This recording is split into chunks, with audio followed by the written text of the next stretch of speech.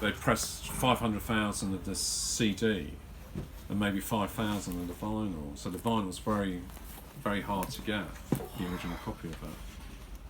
And that's what makes people, certain records collectible. Yeah, that's true. Because it's like you got ones that are just, your normal everyday kind of ones, just like it's somewhere just like on the side because they got special things in it, like it could be even like the poster inside or something like that. I used to be like that. I used to collect David Bowie records on the basis that the sleeves were slightly different. But then my wife said to me, "Get a life."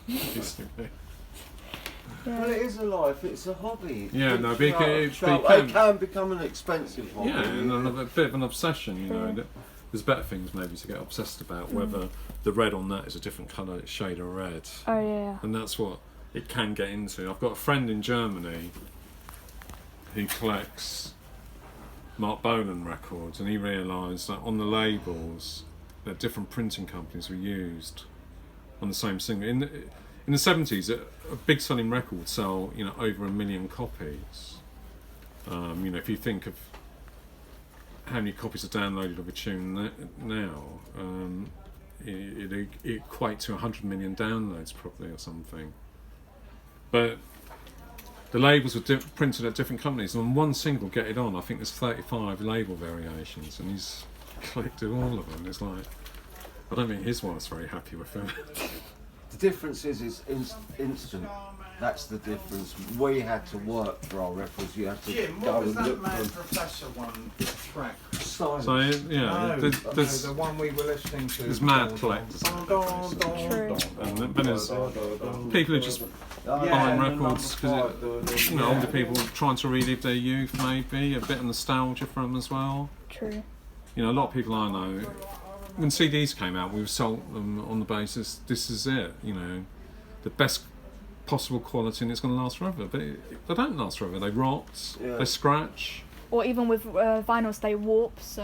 Oh yeah, vinyls don't last forever either. But if you look after them, they can. Yeah, but record companies actually did say that CDs would last forever, and it's a lie. I remember Tomorrow's World, they said you could eat jam off it. They put jam, before the CDs ever came out, they said you'd be able to put jam on it and it'd still play and all this. It's just rubbish, basically. Yeah. But It's just a thin coat of film, isn't it? I went to Japan in 1992 to sell some records at a record fair to collectors. And as you walked through the door, there was a laser turntable that could play a record, and not with a needle, it had a laser that read the grooves and could convert it. And that was if record companies killed that technology because they wanted something to sell you the product all over again. It's like selling the software. Yeah, the laser one would even if it had a scratch, it would play it as proper, wouldn't it? Yeah. So the technology. Record companies wanted to kill records because they're bulky. They're heavy. Try lifting 100 records. It's bloody heavy. 100 CDs. Yeah. Fit in your pocket. Yeah. Or in one of them wallets, isn't it? So they wanted to kill the records off, and they nearly did. But then streaming came along and killed the CD, basically. And people realise the difference. The sound quality is not the same. Although the CD is it's too clear. For certain types of our sort of music, it's too clean, too clear, and vinyl's that warm.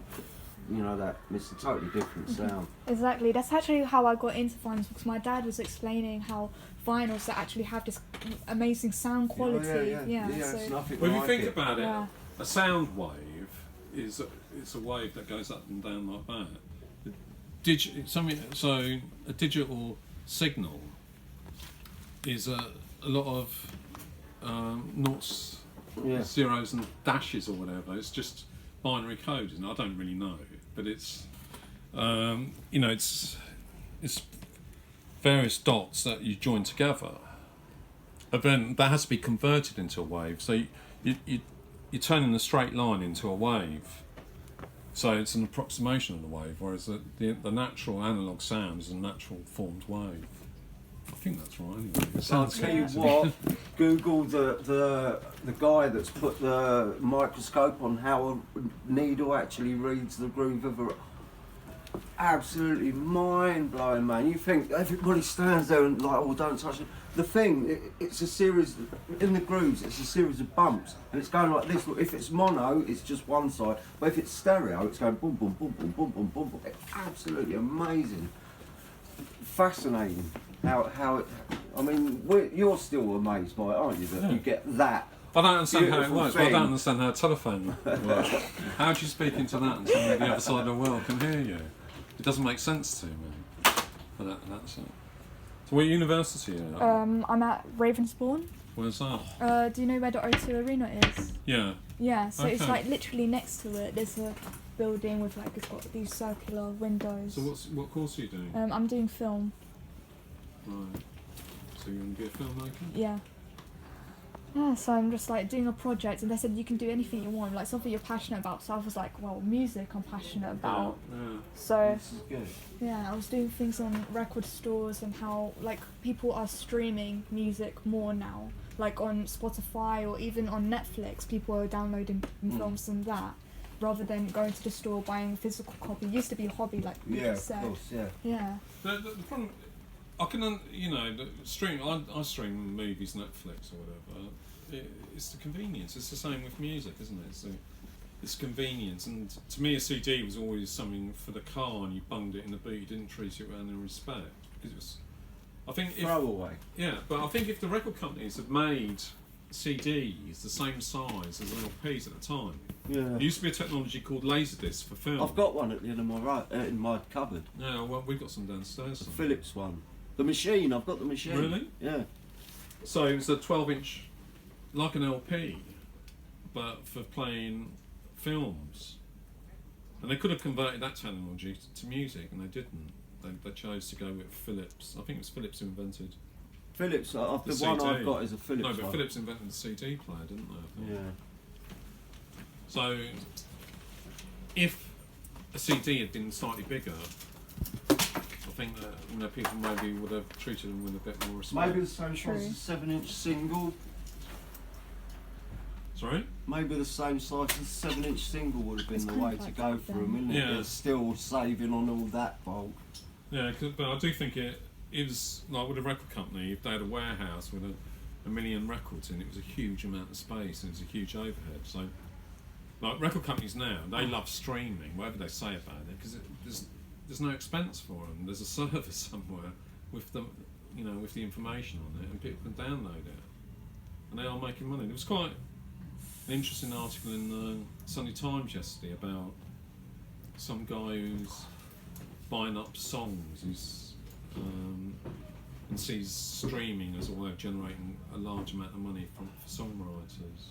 You should try and maybe if you Google that, you can get a bit of information about the financial side of streaming. Yeah, I would do that. Because there's a lot, people are making a lot of money out of it. Whatever people say that streaming, it's not as good for the musicians. It works very well for some people. True. Maybe not for the small people, but everybody's got to start somewhere. That's true. Like for me, I find it interesting how Prince actually was like, during that period of time, he was actually putting his music online, but then would take it off so only a few fans heard it. Yeah. And that was his kind of like technique to try to promote his music online. Yeah, well, David Bowie he actually set himself up as an internet service provider. He was, it was called BowieNet. I was a member for a bit, and if you joined, you got an exclusive CD with a couple of unreleased mixes of tracks on, but you could only get it by joining BowieNet. And Were you part of BowieNet or not? I did join for a year to get this bloody CD, and it's worth quite a lot of money actually. So you had to pay like a monthly thing? A monthly fee. Oh. It's like AOL or whatever, like I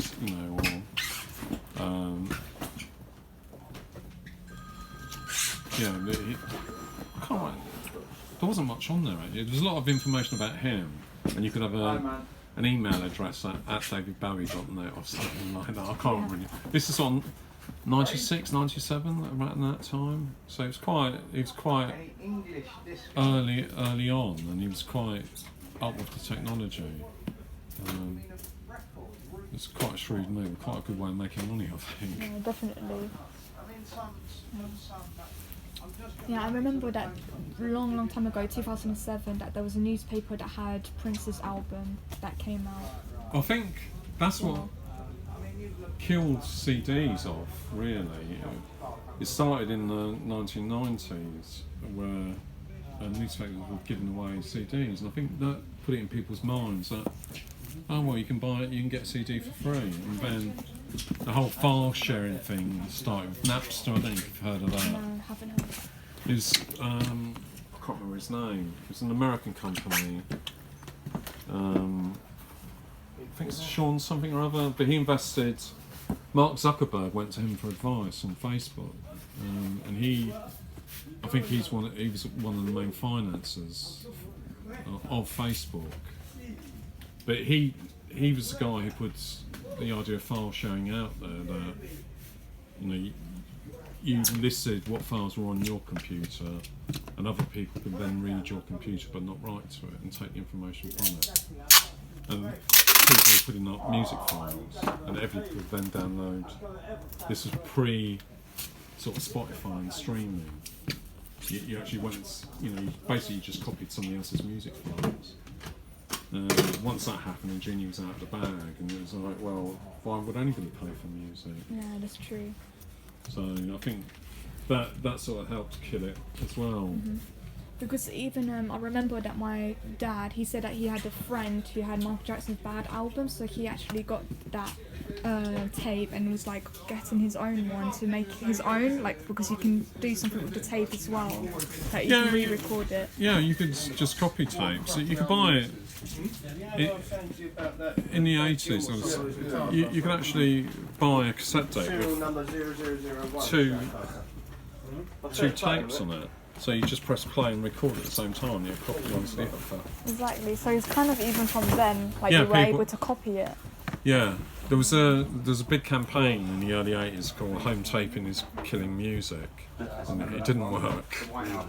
And certain bands sort of encouraged it. Like people used to issue cassette singles, and they'd issue.